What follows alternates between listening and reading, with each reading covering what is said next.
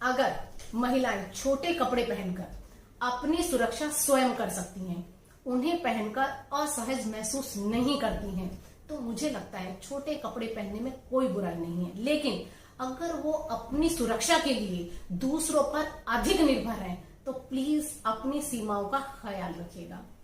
मैं डॉक्टर वर्षा सिंह आप सभी का अपने चैनल पर बहुत बहुत स्वागत करती हूँ। प्लीज मेरे चैनल को सब्सक्राइब कर दीजिएगा और वीडियो को अंत तक देखिएगा। बस दोस्तों, आज का विषय यही है, छोटे कपड़े बनाम आजादी।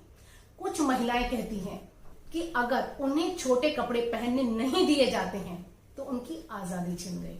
तो दोस्तों, मैं बताना चाहूंगी कि आजादी कपड़ों से नहीं, विचारों से आती है।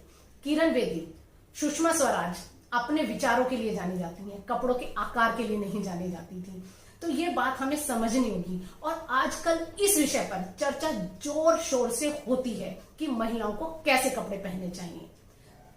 एक महिला होने के नाते मैं कतई नहीं चाहूंगी कोई दूसरा तय करे कि मुझे कैसे कपड़े पहनने चाहिए, लेकिन ये बात भी माननी पड़ेगी, परिवेश के विपरीत वेश धारण करने पर हम स्वयं को कई बार मुश्किल में डाल लेते हैं।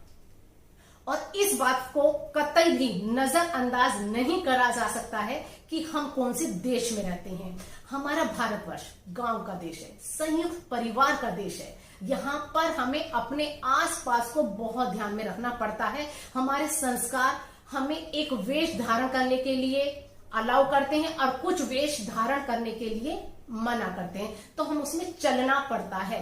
तो मित्रों, अगर महिलाएं इस सोच में परिवर्तन ला सकती हैं और मंचलों का सामना कर सकती हैं, तो मेरे हिसाब से वो किसी भी प्रकार के कपड़े पहन सकती हैं। और हम ये छोटे कपड़े किनको देखकर पहनते हैं? फिल्म हस्तियों को।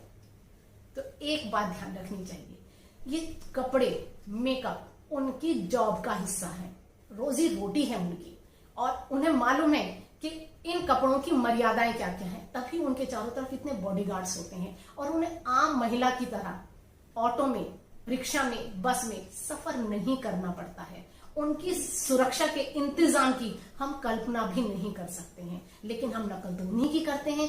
जब कोई कपड़ा किसी फिल्म हस्ती को पहनने के लिए दिया जाता है तो उसकी प्रॉपर ट्रेनिंग चलती है, कैसे उठना चाहिए, कैसे बैठना चाहिए, कैसे चलना चाहिए। उसके बावजूद भी उनसे कई बार चूक हो जाती है।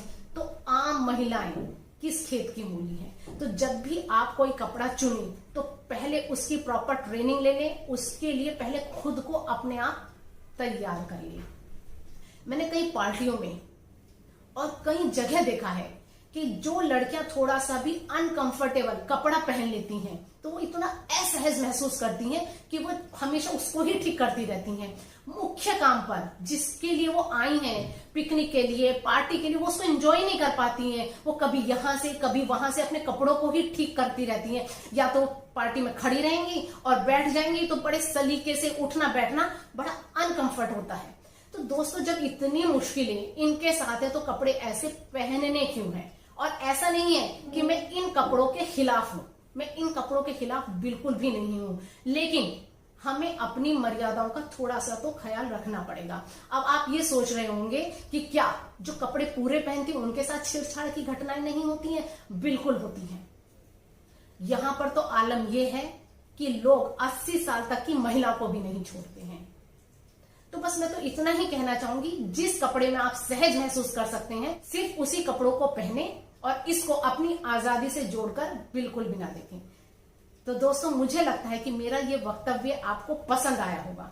बहुत ही संवेदनशील विषय लिया है। अगर कुछ गलती हो गई हो तो प्लीज माफ कर दीजिएगा। ऐसे ही वीडियो लेकर आती रहूंगी। तब तक के लिए